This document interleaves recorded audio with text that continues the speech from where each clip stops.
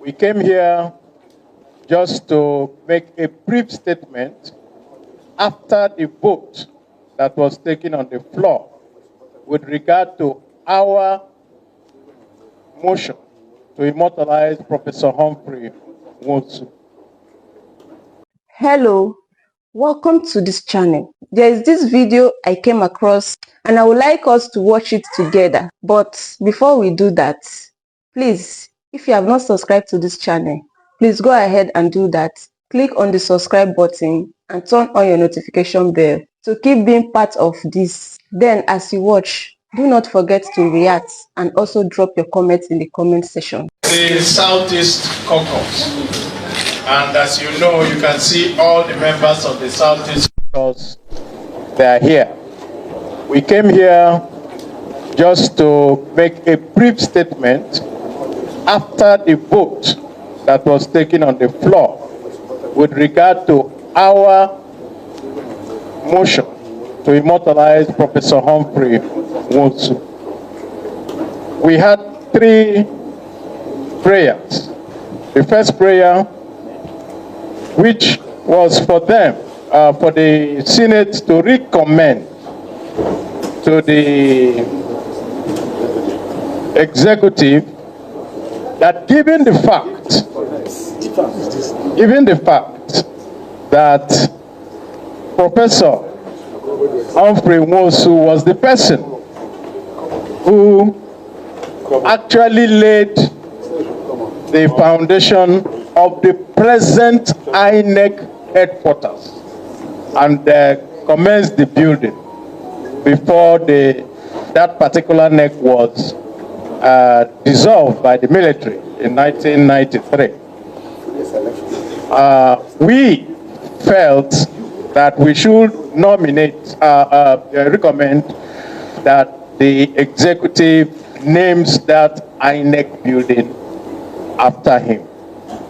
This is also in consonance with what Professor Jega, a former INEC chairman, said on Tuesday at the colloquium for Professor Humphrey Nwosu.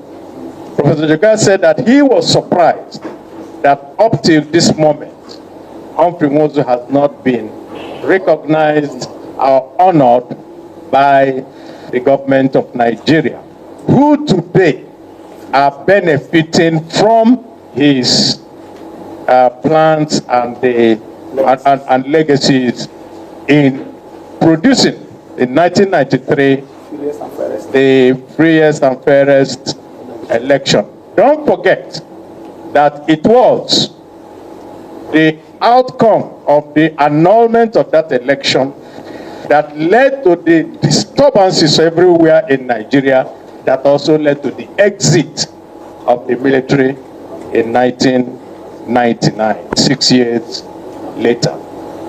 We had 2. We also had another, that even if they don't do that, that they should also honor Professor Humphrey Nwosu by giving him a national honor. Posthumous. That, of course, the posthumous honor, that was also rejected on the floor. Of course, the third one, which was for him to be honored by the Senate by giving him a 1-minute silence, was done. But we are not deterred. The reason is simple. It may be delayed, but it will not be denied. Professor Humphrey Nwosu was the person who laid the foundations that we are all enjoying today. And so, as far as we are concerned, we think that even if this government does not honor Professor Humphrey Nwosu, a government in future will honor him. After all, some other governments refused to recognize Abiola, but later a government recognized Abiola. Some other government didn't recognize June 12th, but later a government recognized June 12th as our Democracy Day.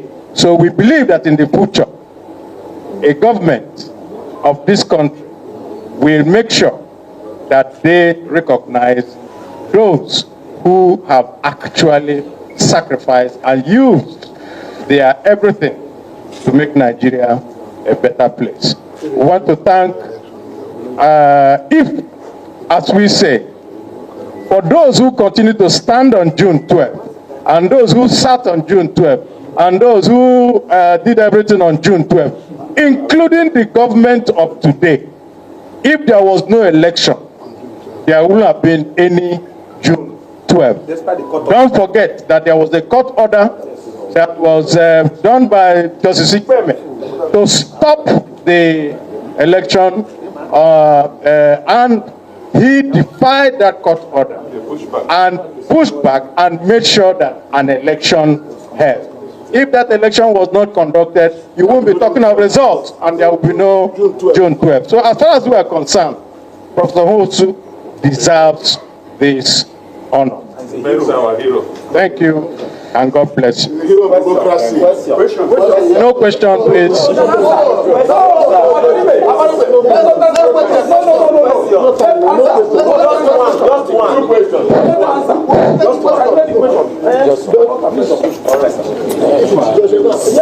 You know, the press is too powerful. Yeah.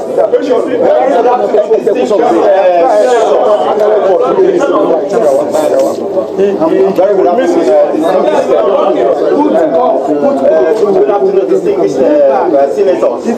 My name is Patrick Wemambo.